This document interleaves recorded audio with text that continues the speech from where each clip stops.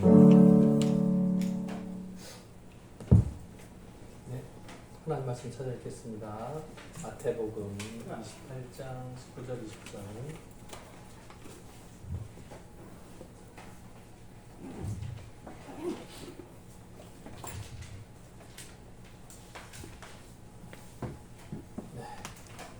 오늘은 짧아요. 2절 뿐이니까 제가 서로 읽고 같이 따라서 한 번 더 서로 다 같이 해볼 거예요. 잘 보시고 보고 따라서 해야 돼요. 시킬까요? 한 사람씩 불러서? 네, 볼까요? 19절. 그러므로 너희는 가서 모든 민족을 제자로 삼아 아버지와 아들과 성령의 이름으로 세례를 베풀고 20절. 내가 너희에게 분부한 모든 것을 가르쳐 지키게 하라. 볼지어다 내가 세상 끝날까지 너희와 항상 함께 있으리라 하시니라. 아멘. 같이 읽을까요? 천천히 시작. 19절. 그러므로 너희는 가서 모든 민족을 제자로 삼아 아버지와 아들과 거룩한 영 성령의 이름으로 세례를 베풀고 20절. 내가 너희에게 분부한 모든 것을 가르쳐 지키게 하라. 볼지어다 내가 세상 끝날까지 너희와 항상 함께 있으리라. 아멘. 다른 분들 인사할까요? 잘 오셨습니다. 만나 반갑습니다. 네. 네. 괜찮아요? 졸려서. 알았어요. 봐야지. 사탕 물고도 뿌렸다고. 맛있어서. 네. 말씀도 달고 맛있기를 소망합니다. 네, 오늘 말씀의 제목은 제자, 수화로 뭐라고 표현해요? 제자 만드는 교회. 괜찮죠, 그죠? 나쁘지 않죠? 근데 제자를 만든다 그러면 우리가 기계를 하나 가지고 여기다 사람을 탁 집어넣어가지고 탁 열면 제자가 톡 이렇게 나와야 되잖아요, 그죠? 근데 그게 아니니까 어떻게 해야 돼요? 제자를 삼는 교회. 그건 좋겠죠, 그죠? 혹은 제자를 삼는 교회. 뭐 이래도 괜찮겠죠. 여러 가지 표현이 가능할 것 같은데 제자를 가르치고 양육하는 교회. 뭐 이 정도가 어울릴 것 같습니다. 네, 제자를 만든다. 청인식 표현이긴 한데 제자를 만든다 좀 이상하죠, 그죠? 네, 제자는 만들어지는 게 만들어진다고 써놨는데. 자, 제자를 가르치고 양육하는 교회. 네. 오늘 말씀 읽다 보니까 이 순서대로 돼 있어요. 보통 동사라고 그러죠. 네. 그래서 문장의 내용이 이렇게 정리되어 있어요. 너희는 가서 제자를 삼아 세례를 주고 가르쳐 지키게 해라. 이렇게 돼 있어요. 순서대로. 이제 이거는 동사 순서대로예요. 그런데 원래 이 문장 내용이 의미하는 바를 요약하면 이렇게 바뀌어요. 어떻게 해요? 제자를 가르치고 양육하는 목적. 그게 첫 번째. 이 목적을 위해서 윤혜사님 보여요? 안 보이는 것 같은데? 숨어 있는 것 같은데? 한 5초면 잘 것 같은데. 자, 제자를 가르쳐 양육하는 목적을 위해서 하나, 둘, 셋, 넷 이것이 필요한 거예요. 이거는 그냥 하나 이거 같은 느낌인데 그거 아니고 이것이 다 하는 목적이 뭐냐면 제자를 가르치고 양육하는 목적입니다. 그러니까 결국에는 제목도 그런데 제자를 가르치고 양육하는 목적을 가진 교회가 되는 거예요. 비슷한 얘기예요. 그래서 제자를 가르치고 양육하는 목적으로 가야 돼요. 그리고 세례를 줘야 돼요. 그리고 가르쳐야 돼요. 그리고 그 내용을 지키게 만들어야 돼요. 그러니까 이 모든 것을 하는 첫 번째 목적은 뭐예요? 제자를 양육하는 목적인 거예요. 쉽죠? 어렵지 않죠? 네, 정석수도 이따가 물어볼 거예요. 여기 바로 눈 크게 뜨고 또 하나님 하지 말고 내가 다 알고 있어요. 자, 여기 보면 제자는 알았어. 봐봐. 이거 하지 말고 봐봐. 자, 제자는 태어나는 것이 아니고 제자는 조남희 집사님 여기 보라니까요. 이거 봐봐요. 제자는 태어나는 것이 아니고 뭐라고요? 훈련되고 가르쳐서 양육되는 것이다. 제자는 이름표만 딱 붙인다고 되는 거 아니고 훈련이 필요하다. 처음에 우리 교회에 개척하고서 지금 벌써 13년이 지났어요. 올 가을 되면 이제 14년 됐는데 처음에 시작할 때 같이 모인 사람들 나이가 평균이 좀 젊었어요. 그래서 집사 바뀌는 것을 27 기준으로 줬어요. 그리고 이제 시간이 좀 흐르다 보니까 이 사람들 지금 다 늙어서 이제 40이 가까워졌어요. 이제 그러다가 이 분위기를 보니 뭐랄까 집사의 기준을 나이 기준에 맞추면 너무 어린 것 같은 느낌? 이제 상황이 바뀌었어요. 옛날에는 나이가 젊은 30 아래일 때도 집사를 줘도 문제가 없었어요. 왜? 결혼을 빨리빨리 하니까. 나이 25 정도면 결혼을 했었어요. 옛날에. 여러분 부모님들 나이 한번 생각해봐요. 대부분 20대 중반 정도에 결혼을 했어요. 대부분. 지금은 40이 돼도 아직 젊어요, 어려요, 준비가 아직 막 이래요. 나이가 40이 넘어도. 네? 지금 상황이 그래요. 결혼 안 한 분들 마찬가지잖아요. 다 마찬가지잖아요. 그죠? 그러다 보니까 총각 집사, 처녀 집사가 많아요. 근데 집사를 딱 맡기면 바로 집사를 임명하는 순간 갑자기 집사답게 돼. 어때? 이제 올해 2023년 12월 마지막 돼가지고 명단을 또 한번 체크할 거예요. 네. 신앙생활 열심히 하는지 게으른지 봐가지고 다 땡탈락 시켜야겠죠. 그죠? 네, 집사들 다 잘라야 되겠죠. 그죠? 엉터리도 많으니까 막 다 잘라야 되겠죠. 그럼 어때? 그러겠죠 아마. 왜? 내가 신앙생활 잘못한 걸 생각하지 않고 뭐라고요? 나 잘렸어. 나 떨었어. 교회 안 가. 이럴 수 있겠죠. 어때요? 자기 스스로를 돌아보고 쇼아로 자기 스스로를 돌아보고 내 모습을 내가 집에 가가지고 거울을 딱 서가지고 괜찮냐 물어보고 그죠? 오 갑자기 얼굴이 굳어졌어. 더라고요? 집사 이름을 불러주면 집사가 되는 게 아니고 뭐라고요? 훈련이 필요해요. 연습을 해야 돼요. 날마다. 바울이 뭐라고 고백했어요? 나는 날마다 죽노라 고백했어요. 왜 죽어? 왜 죽죠? 죽는다는 의미가 뭐죠? 자신의 스스로를 돌아보고 내가 여전히 부족하구나 깨닫는 거예요.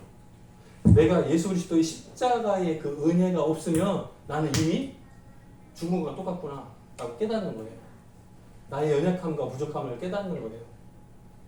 그러니까 나는 날마다 죽노라라고 고백을 해요. 원래 바울은 바리새인이었어요. 바리새인 무슨 뜻? 다리 세 개? 무슨 뜻이죠? 바리새인 무슨 뜻이에요? 율법을 생명처럼 지키는 사람들이에요. 여기 보면 가르쳐 지키게 하나 더 있죠. 근데 유대인들은 율법을 가르쳤어요. 엄청 가르쳤어요. 그래서 율법에서 조금 더 틀림없이 잘 살도록 했어요. 그래서 율법이 너무 까탈스러워서 힘들어요. 대부분의 사람들은 포기했어요. 근데 그거 포기하지 않고 바리새인들은 철저하게 자기 육신을 했어요. 금식하고 일주일에 2번 금식하고 하루에 3번 기도하고 그거를 날마다 지켰어요. 날마다. 겉으로라도 네? 좋아서 기뻐서 한 건 아니지만 겉으로라도 열심히 지켰어요. 근데 예수님이 뭐라고 평가하셨어요? 겉에 흰 가루를 칠해놓은 것 같다. 속에는 시체가 썩는 무덤과 같구나. 그렇게 평하셨어요. 어때요? 우리들도 마찬가지. 돌아보면 필요해요. 우리의 연약함을 아니까. 스스로들 보면 알잖아요. 그죠? 훈련. 또 훈련이 필요합니다. 여전히 부족해요. 그럼 포기? 부족해. 너무 멀어. 못하겠다. 포기. 아니 그러면 안 되잖아요. 부족해도 실패해도 실수해도 넘어져도 다시 일어서야죠. 그거를 반복해야 아기도 첫 걸음마를 떼는 거잖아요. 제가 오전에 설교할 때 얘기했죠. 처음 발을 뗄 때 하잖아요. 아기가 첫 걸음할 때 막 이러잖아요. 근데 그게 반복되면 나중에는 하잖아요. 날아다니잖아요. 지금 저 뒤에 아원이 저 뒤에 꼬마 있는데 방에 처음에는 걷지 못했어요. 엄마한테 늘 품에 있었어요. 내려놓으면 넘어졌어요. 근데 지금은 엄마 막 뛰어다니잖아요. 자기 얘기하는지도 몰라. 자, 하나님의 자녀는 누굽니까? 하나님의 자녀는 누굽니까? 저요! 이렇게 손을 들어야 되는데 하나님의 자녀는 누구냐면 예수 그리스도를 나의 주인입니다. 나를 구원하신 분입니다 하고 인정하고 받아들인 사람이에요. 영접이라고 쓰죠. 영접하는 자. 곧 그 이름을 믿는 자들에게는 하나님의 자녀가 되는 권세를 주셨으니. 그죠? 영접하는 자. 예수 그리스도는 나의 구주입니다. 그래서 영접 기도라는 거 하잖아요. 새가족반에서도 했죠. 그 영접 기도가 쉽다고요, 어렵다고요? 쉽다고 어렵다고 그랬어요. 겉으로야 쉬워. 그냥 선생님이 가르쳐주면 따라서 읽으면 돼요. 쉬워요. 그런데 실제로 내 인생의 주인을 바꾸는 시간이거든요. 내가 주인이었는데 나는 내려놓고 내 마음속에 중심에 자리가 있을 거 아니에요. 예를 들면 내 마음 세상에 왕이 나였잖아. 나 중심으로 내가 최고의 자리에 내가 있었잖아요. 내 문제는 누가 결정해? 나 스스로 결정해. 왜? 내 거니까. 내 인생은 나의 거. 그잖아요? 내 중심으로 살았잖아요. 근데 영접해요. 예수님은 나의 주인입니다. 동시에 나는 종입니다. 고백하는 거잖아요. 예수님은 나의 왕, 나는 종. 종은 뭐 하는 사람? 주인이 시키면 이해하는 사람. 맞아요? 맞아요? 예수 그리스도의 중심으로 사는 사람이 된 거예요. 뭐 하는 순간? 영접 기도를 하는 순간 주인이 바뀐 거예요. 나는 종이 된 거야. 예수님은 주인이 된 거고. 이렇게 된 거예요. 알았어요? 혹시 모르고 그냥 떠나신 분 있어요? 늦었어.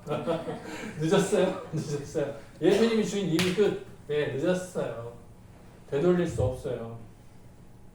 영접 기도의 힘이 예수님 우리 인생의 주인이시기 때문입니다.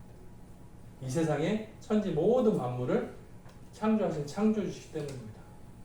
생명을 구원하신 구원자이시기 때문입니다. 죽었다가 3일 만에 다시 부활하신 능력자이시기 때문입니다. 앞으로도 우리를 천국으로 인도하실 분이기 때문에 그렇습니다. 그 역할을 대신할 자는 아무도 없습니다. 예수님 한 분뿐입니다. 예수님을 주인으로 모시고 사는 사람은 행복합니다. 왜요? 이 세상에요? 가장 강한 분이니까. 대적할 자 아무도 없으니까. 세례의 의미. 갑자기 왜 세례? 봐요. 세례의 의미. 예수님도 세례를 받으셨어요. 이유는 뭐예요? 똑같은 사람의 모습으로 오셨다는 것을 증명해낸 거예요. 사람으로 오신 예수님이 겸손함을 나타내셨어요. 예수님 원래 하나님과 동등이신 분이에요. 그런데 사람인 세례 요한으로부터 세례를 받으셨어요. 세례 요한 입장에서는 아닙니다. 자리 바꿔야 됩니다.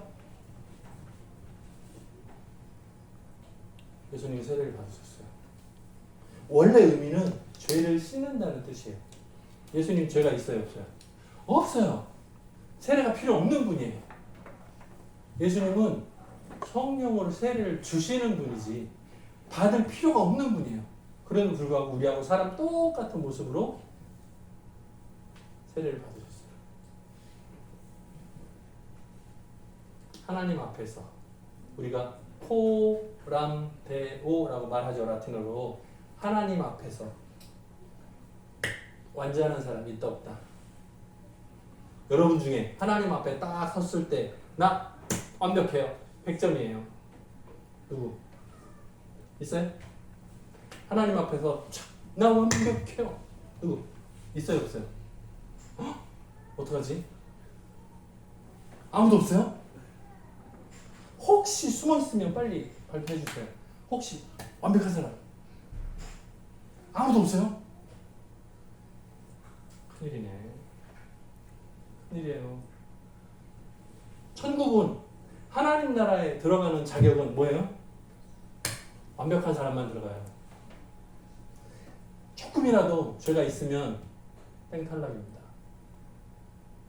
여러분 어떡하죠? 죄가 티끌만큼만 있어도 지옥에 가요. 그게 하나님 나라 법이에요. 몰랐어요? 알아요? 죄가 크고 작고의 문제가 아니에요. 죄가 있으면 지옥 가는 거예요. 죄가 없으면 천국 가는 거예요. 그게 하나님 나라 법이에요. 그래서 구약 성경에 보면 죄를 씻기 위해서 뭐 해요? 소, 양, 염소를 끌어다가 목을 치기 전에 내 죄를 대신 전가시켜요. 제사장이 기도해요. 이쪽에서 이렇게 해서 전가시켜요. 사람의 죄를 동물한테 덮어 씌워요. 그리고 얘를 죽여요. 피를 쏟아요. 그 비참한 모습을 봐요. 원래는 내가 저 자리에서 죽어야 돼. 왜? 죄인이니까. 내가 죽을 수 못하니까 대신 동물을 죽이는 거잖아요. 그게 제사예요. 구약의 제사. 그거는 임시 방법. 그림자예요. 그림자. 원래 모습은 뭐예요? 예수 그리스도께서 완벽하게 십자가에 달려 피 흘리심으로 단번에 2번이 필요 없어요. 1번이면 충분해요.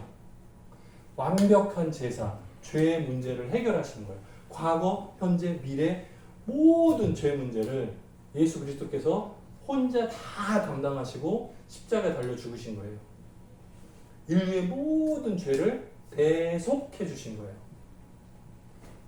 이제 예수 그리스도를 구원자로 영접한 사람은 죄가 있어요. 여전히 있어요. 하지만 하나님 앞에 섰을 때는 누구 이름으로 서야 돼요?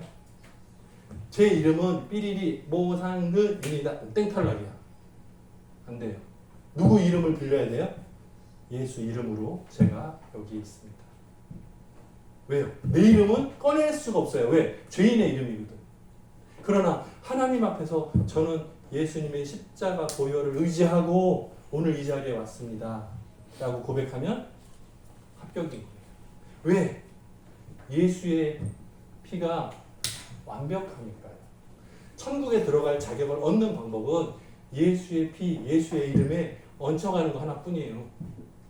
내 이름으로는 땡탈락이라니까요. 누구도 천국에 들어갈 자격이 없어요. 안 돼요. 불가능해요. 예수의 이름으로만 가능해요. 우리는 하나님 앞에서 사람의 입장, 내 이름으로서 완벽한 사람이 아무도 없어요. 그러나 예수의 이름 힘입어서 그래서 감사한 거예요. 그게 은혜인 거예요. 그래서 예수님을 영접하고 사는 거예요. 예수님 이름을 빌려야 되니까. 그래서 예수님하고 어떻게든 붙들고 동행하는 거예요. 여전히 나는 실수하고 넘어지고 죄를 범해. 여전히. 그런데 하나님 앞에 올 때, 하나님께 예배할 때는 누구 이름으로? 예수 이름으로. 찬양계자예요. 예수 이름으로. 내 이름으로는 못해. 여러분 기도할 때, 하나님께 기도할 때 마지막에 다 기도 막 한다고 맨 마지막에 제 이름은 오상근 목사입니다 하면 기도가 땡탈락 된다니까요. 안 돼요. 하나님 기도를 받지 않으세요. 왜? 죄인이니까. 근데 누구 이름을 빌리면? 예수의 이름으로 기도합니다. 그러면 예수의 이름이기 때문에 되는 거예요. 그거 중요해요. 예배를 드리기 위해서 교회에 오시면 주보라는 게 있어요. 늦게 오시면 주보가 떨어질 때 있어요? 그럼 어떻게 해요? 주보 없으면 천국 못 가요? 주보 없으면 예배 못 드려? 그렇지는 않아요. 저 뒤에 이은선 집사님한테 주보 하나 더 만들어 주세요. 그러면 해결이 돼요. 받아가지고 순서를 보면서 미리 와서 읽어요.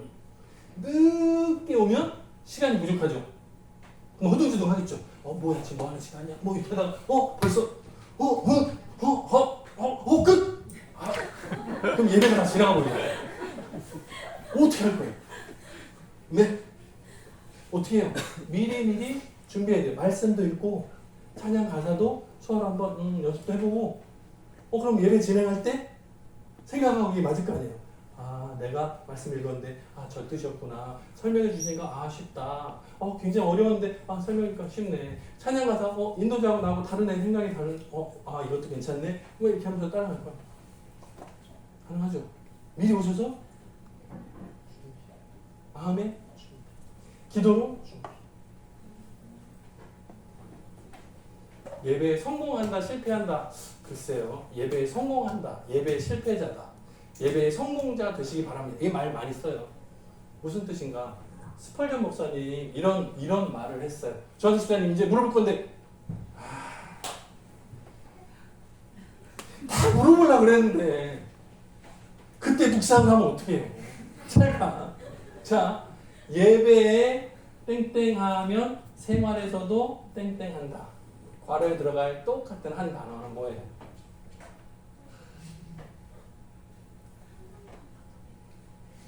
좀 전에 다 설명했는데 이제 안 보이네? 이렇게 어떡할 거야? 청인분들도 한번 맞춰보세요. 여기다 제목을 써놨어.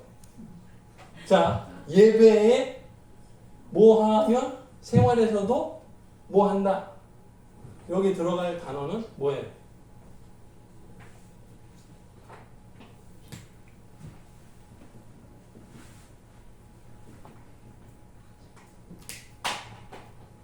예배에 실패한 생활에서도 실패한다 라고 말을 했어요. 이거를 거꾸로 뒤집어서 잘 생각해보면 예배에 성공하면 생활에서도 성공한다 라고 말할 수 있겠죠. 똑같은 얘기잖아요. 똑같은 말이잖아요. 자, 그런데 예배에 실패하면 안 된다라는 의미로 강하게 말한 거예요. 예배에 실패한다는 게 무슨 뜻이죠? 무슨 뜻? 예배에 실패한다는 게 무슨 뜻이에요? 예배에 집중하지 못하고 예배 때 은혜의 잠을 주시는 것. 끝났네. 축도. 와. 간식 먹. 뭐라고요? 예배에는 관심이 없고 간식에는 막. 그럼 곤란해요. 우리의 예배의 중심에 뭐가 있어요? 내 마음의 중심을 하나님께 드린다. 오늘 말씀 받은 것 중에 내가 결단하고 하나님 기쁘시게를 목적으로 살아야지. 새로운 결단하고 돌아가면 돼. 맞죠? 그리고 실제로 예배 시간을 통해서 찬양의 가사든 대표 기도자의 기도 내용이든 말씀 중의 내용이든 뭐 한 가지라도 붙들고 한 주간은 살아갈 때 그대로 한번 실행해보는 거예요. 정말 돼. 와, 이게 되네. 찬양의 가사대로 돼. 기도한 대로 돼. 말씀 들은 대로 돼. 이거를 깨달으면 뭐예요? 성장하는 거예요. 발전하는 거예요. 성령의 인도하심이 특별히 산신령님이 막 펑 하고 나서 할아버지가 동쪽으로 가라 이런 거 아니에요. 네? 우리들의 삶이 내 중심에서 조금 옮기는 거예요. 하나님 기뻐하시는 방향으로 조금 바꾸는 거예요. 하지만 멈추지 않고 날마다 그러다가 딱 맞는 거예요. 하나님의 꿈이 아까 찬양에서 나왔잖아요. 나의 비전이 되고 딱 맞는 거예요. 이렇게. 네? 근데 이렇게 되면 어떻게 해? 곤란하잖아요. 딱 맞아야죠. 그죠? 그럼 어떻게 해야 돼? 가보세요.